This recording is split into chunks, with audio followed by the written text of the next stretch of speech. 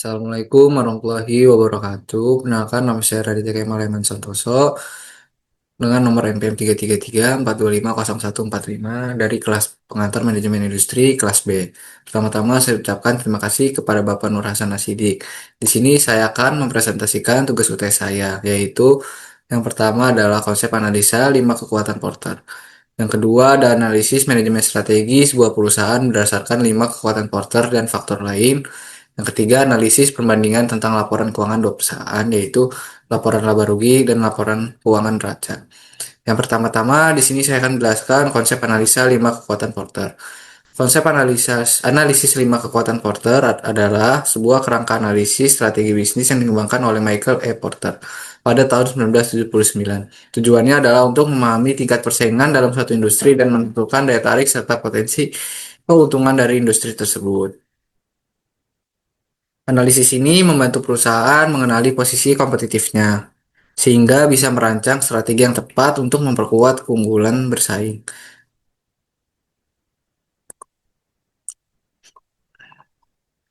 Analisis 5 kekuatan Porter. Analisis 5 kekuatan Porter yang pertama adalah ancaman pendatang baru, threat of new entrants.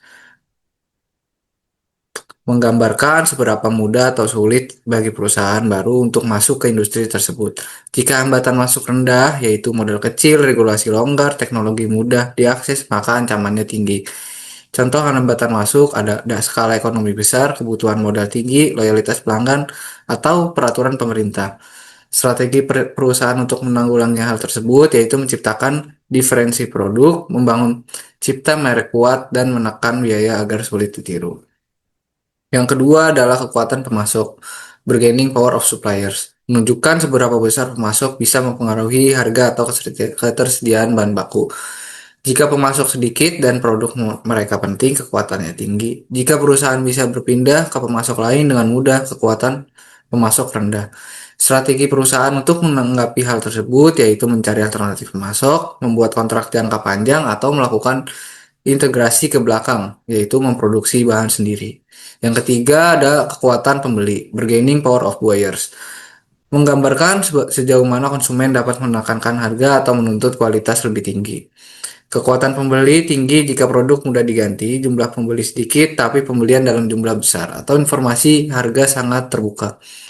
Strategi perusahaannya yaitu meningkatkan loyalitas pelanggan, menambah layanan lebih baik, atau menciptakan nilai tambah yang sulit ditiru.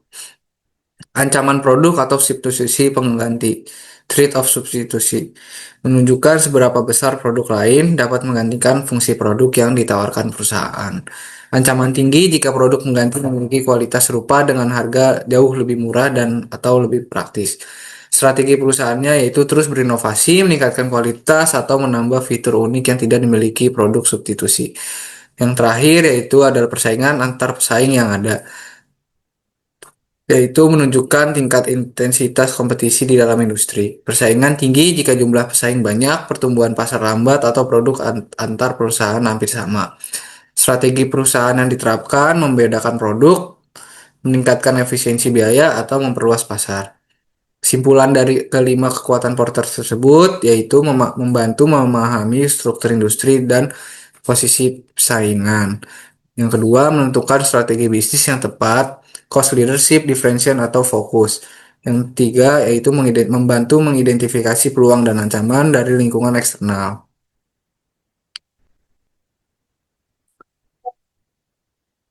Jadi, yang kedua tersebut, jadi di sini saya akan menganalisis 5 kekuatan Porter dari PT Ramayana Lestari Sentosa Tbk. Yang pertama, ancaman pendatang baru.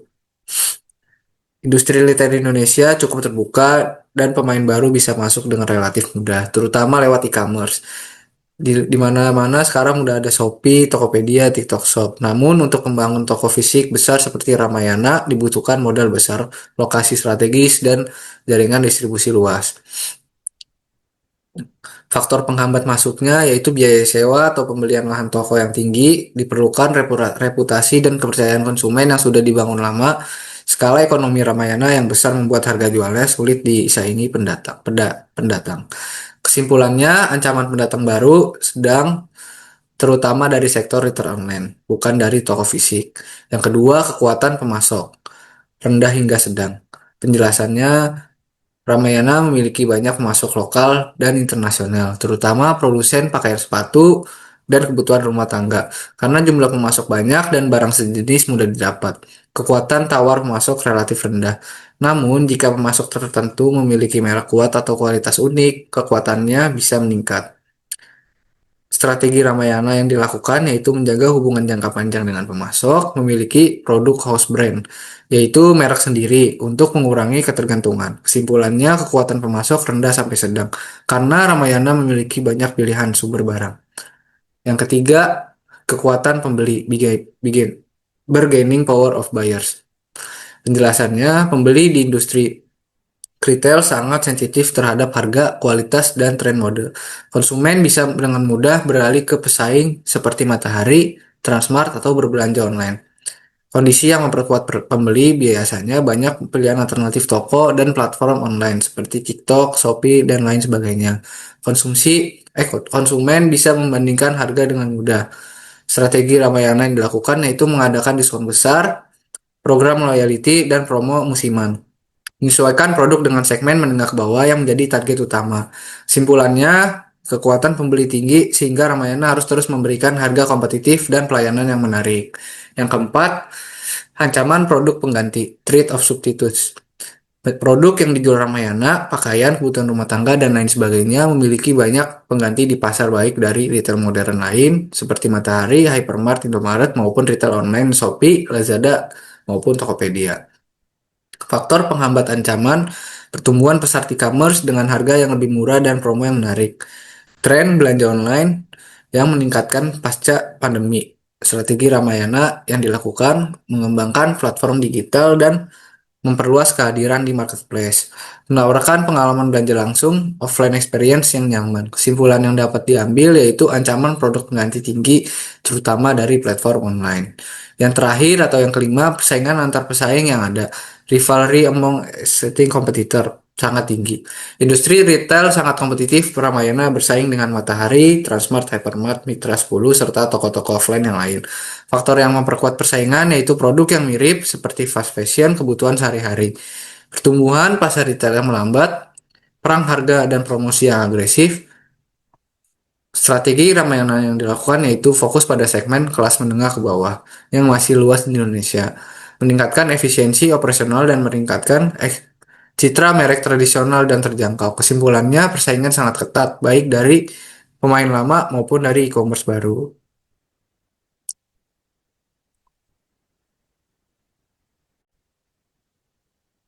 Selanjutnya di sini saya akan melanjutkan analisis faktor-faktor lain. Di sini faktor-faktor lain itu ada dua, yaitu yang pertama faktor internal, terdiri dari kekuatan dan kelemahan. Yang kedua faktor eksternal, terdiri dari peluang dan ancaman. Di sini saya akan menjelaskan dari yang faktor internal dulu. Faktor internal mencakup hal-hal yang berasal dari dalam perusahaan, seperti sumber daya, kemampuan, manajemen, dan kondisi keuangan yang memengaruhi kinerja dan daya saing Ramayana. Yang pertama ada kekuatan. Kekuatan yang pertama itu ada jaringan toko luas di seluruh Indonesia. Ramayana memiliki ratusan gerai yang tersebar di berbagai kota besar hingga kecil, membuatnya dekat dengan pelanggan dan mudah dijangkau. Yang kedua, citra merek kuat dan dikenal luas. Sudah lama dikenal sebagai toko retail dengan harga terjangkau bagi masyarakat menengah ke bawah. Yang ketiga ada segmentasi pasar yang jelas. Fokus pada konsumen kelas menengah ke bawah yang jumlahnya besar di Indonesia. Yang keempat, efisiensi biaya operasional. Manajemen biaya dan logistik yang baik membuat Ramayana mampu menawarkan harga lebih rendah dibanding pesaing. Yang kelima, kerjasama dengan berbagai pemasok. Hubungan jangka panjang dengan banyak pemasok menjaga kestabilan pasokan barang dan harga. Yang keenam, host brand merek sendiri seperti Men's Stop, Ladies Choice, dan logo jeans yang meningkatkan margin keuntungan dan mengurangi ketergantungan pada pihak lain. Kelemahan. Yang pertama ada ketergantungan pada penjualan offline. Sebagian besar pendapatan masih berasal dari toko fisik. Adaptasi ke online retail masih terbatas. Yang kedua, inovasi produk dan tren mode kurang cepat. Terkadang tertinggal dibandingkan brand fast fashion seperti H&M dan Uniqlo. Yang ketiga, desain dan tata letak toko masih konvensional atau jadul. Pengalaman belanja belum sepenuhnya modern atau menarik bagi generasi muda. Yang keempat, margin keuntungan relatif rendah. Karena strategi harga murah, keuntungan per produk cukup tipis. Yang kelima, kurangnya digital marketing dan promosi online. Belum maksimal memanfaatkan media sosial untuk menarik pelanggan baru. Yang kedua, ada faktor eksternal, yaitu dari peluang dan ancaman. Faktor eksternal ada hal-hal dari lingkungan luar perusahaan seperti ekonomi, sosial, teknologi, dan persaingan yang dapat mempengaruhi strategi dan keberhasilan Ramayana. Yang pertama, peluang atau opportunities, yaitu yang pertama pertumbuhan e-commerce dan digitalisasi. Ramayana bisa memperluas jangkauan pelanggan melalui platform online dan sistem omnichannel. Yang kedua, pasar kelas menengah ke bawah masih besar. Segmen ini mendominasi populasi Indonesia sehingga peluang ekspansi tetap luas. Yang ketiga, kota kecil dan menengah yang belum tergarap maksimal. Ramayana bisa membuka cabang baru di daerah dengan pesaing modern minim. Yang keempat, tren kolaborasi dan merek lokal. Peluang kerjasama dengan brand lokal untuk meningkatkan citra modern dan menarik generasi muda. Yang kelima, kemajuan sistem logistik nasional. Membantu efisiensi distribusi barang antar wilayah Indonesia. Ancaman yang pertama, persaingan sangat ketat di industri retail. Banyak pesaing kuat seperti Matahari, Transmart, Uniqlo, dan platform e-commerce lainnya. Yang kedua, perubahan perilaku konsumen. Masyarakat mulai beralih ke belanja online karena lebih praktis dan variatif. Yang ketiga, fluktuasi ekonomi dan inflasi. Penurunan daya beli masyarakat dapat mengurangi volume penjualan. Yang keempat, munculnya produk impor murah. Barang dari Cina dari negara lain yang jual lebih murah secara online atau barang second yang biasa dijual di pasar Senen.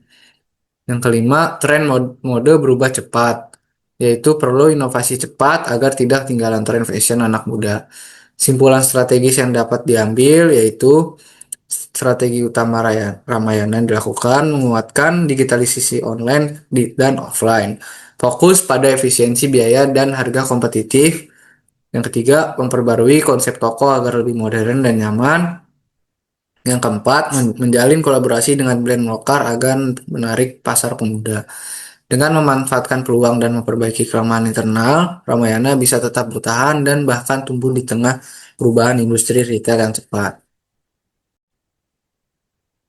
Selanjutnya, di sini saya akan menjelaskan laporan keuangan dua perusahaan. Yang pertama ada PT Ramayana Lestari Sentosa Tbk, yang kedua ada PT Matahari Departemen Store Tbk. Pertama, di sini saya akan menjelaskan laporan keuangan neraca dari PT Ramayana Lestari Sentosa Tbk. Bisa dilihat dari total aset total asetnya langsung. Di sini meningkat dari 4.894.919 menjadi 5.220.900 juta. Total asetnya ini mengalami kenaikan sekitar 6,6%. Aset lancarnya juga meningkat dari 3 juta 3.254.010 juta menjadi 3.618.413 juta, menunjukkan peningkatan likuiditas terutama karena kas dan setara kas naik dan persediaan juga meningkat.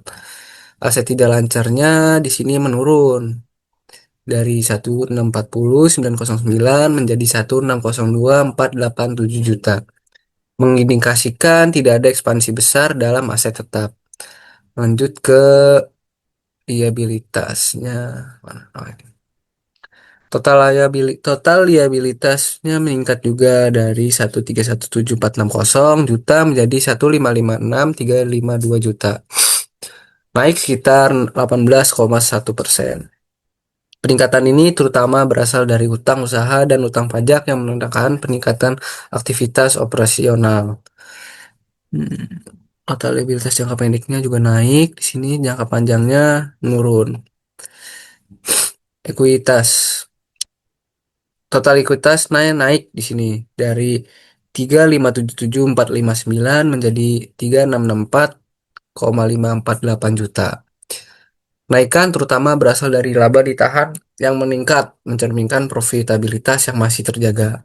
Simpulan neraca dari Ramayana menunjukkan struktur keuangan yang sehat dan dengan peningkatan aset lancar dari kas.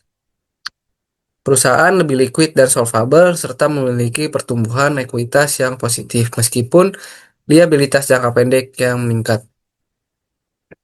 Yang kedua, saya di sini akan menjelaskan dari laporan neraca PT Matahari. Matahari.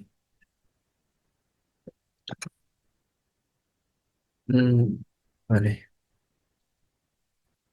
Sini bisa langsung dilihat aja dari total asetnya. Di sini total asetnya dari 2023 ke 2024 tuh menurun. Dari 5880396 juta menurun menjadi 5140751 juta. Turun sekitar 12,6%. Aset lancar menurun signifikan dari 1448030 juta menjadi 1276107 juta. Karena penurunan kas dan persediaan. Aset tidak lancar juga turun di sini dari 443236 menjadi 3864 juta, menunjukkan penurunan investasi aset tetap atau depresiasi yang tinggi. Liabilitasnya di sini, nah, total liabilitasnya di sini juga penurun dari 5,849,658 juta menjadi 4,814 juta 965 juta, menunjukkan pengurangan utang dan kewajiban jangka panjang. Penurunan ini terutama berasal dari penurunan utang usaha dan provisi sewa jangka panjang. Ekuitasnya di sini naik drastis 90%, menunjukkan kemungkinan rugi bersih atau pembayaran dividen besar yang mengurangi saldo laba ditahan. Simpulan dari neraca Matahari mengalami penurunan total aset dan ekuitas secara tajam, mengindikasikan tekanan keuangan atau restrukturasi modal. Namun, berkurangnya liabilitas menunjukkan upaya perusahaan untuk memperkuat struktur modal dengan mengurangi utang.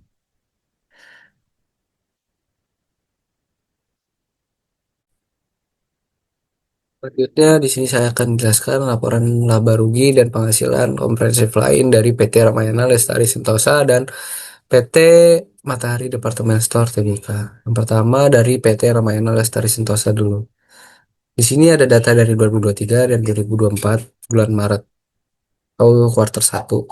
Di sini total pendapatannya dari 2023 ke 2024 itu cenderung naik dari 583.751 juta menjadi 829,94 juta. Di sini laba brutonya juga naik dari 286,385 juta menjadi 395,79 juta. Laba usahanya di sini naik pesat dari 13.373 juta menjadi 105.682 juta. Laba sebelum pajak penghasilan juga di sini naik dari 30.563 juta menjadi 127.477 juta. Laba tahun berjalan juga naik di sini menjadi dari 30.173 juta menjadi 106.817 juta.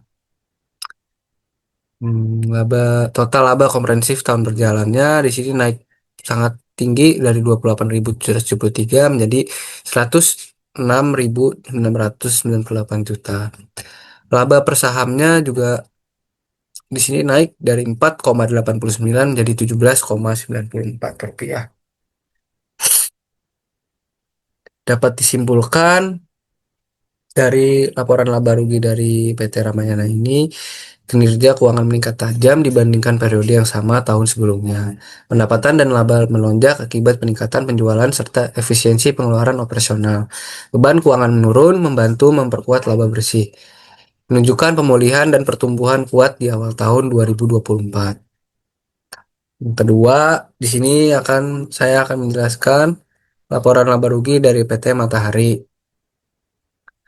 Di sini pendapatan bersihnya dari 2023 ke 2024 2024 justru malah menurun dari 6.538,586 juta turun menjadi 6.398,770 juta. Beban pokok pendapatan juga menurun dari 2.225,239 juta menjadi 2.130,800 juta. Laba kotornya di sini menurun dari 4.313 juta, 347 juta menjadi 4.267,970 juta. Beban keuangan bersih laba tahun berjalan. Nah, di sini laba tahun berjalannya meningkat dari 675,360 juta menjadi 827,653 juta. Hmm, Laba sebelum pajak penghasilan juga di sini meningkat dari 830,582 menjadi 1.012,889 juta. Langsung ke laba bersih per saham dasar. Laba bersih per sahamnya di sini meningkat dari Rp298 menjadi Rp366. Dapat disimpulkan di sini dari laporan laba bersih dari PT Matahari Departemen Store Tbk, yaitu meskipun pendapatan bersih sedikit menurun, efisiensi biaya operasional dan keuangan membuat laba bersih meningkat. Beban pokok pendapatan menurun dari 2.225,239 juta menjadi 2.130,800 juta, menunjukkan efisiensi operasional. Laba komprehensif sedikit menurun karena adanya kerugian nilai wajar investasi ekuitas pada tahun 2024. Secara keseluruhan, PT Matahari menunjukkan kinerja yang sehat dan efisien dengan pertumbuhan laba bersih yang positif. Kesimpulan dari laba bersih kedua perusahaan tersebut yaitu PT Matahari menunjukkan stabilitas dan efisiensi dalam menjaga profitabilitas di tengah sedikit penurunan pendapatan. Serta dari PT Ramayana memperlihatkan pertumbuhan pesat dan pemulihan kuat dengan lonjakan laba bersih lebih dari 3 kali lipat dibanding tahun sebelumnya.